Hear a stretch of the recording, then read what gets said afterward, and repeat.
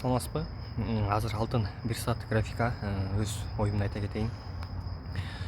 Биринчи алтындагы бул жердеги биз эмне себептен өскөнүн билиш керекпиз. Мисалы индекстин тешеси же болбосо кайсы бир жаңылык чыкты, мындайча айтканда экономика алтынга тиешелүү.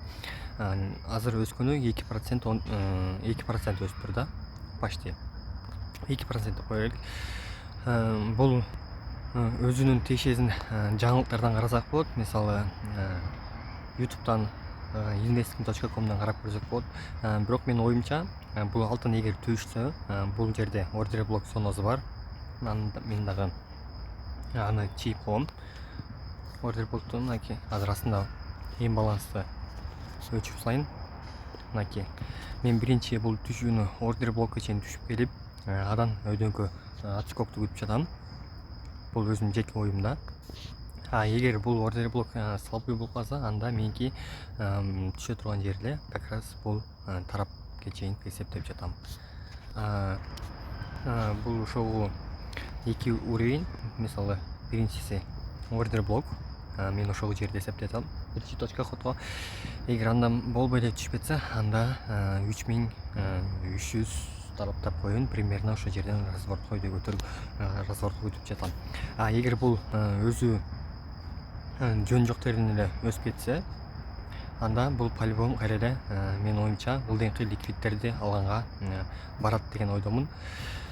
Примерно ылдый ликвид, мисалы бул жерде так, бул уровеньди өчүрүп коеюн. Мынакей ылдыйкы ликвид примерно 3268 болуп эсептелет.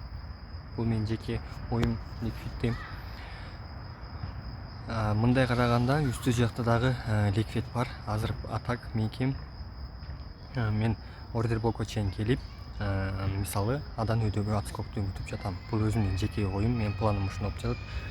Бирок бир күндүк графика менен кирип караганда биз уже бул жерде минимумдан уже отскок болуп атканын көрүп турсак болот. Мынакей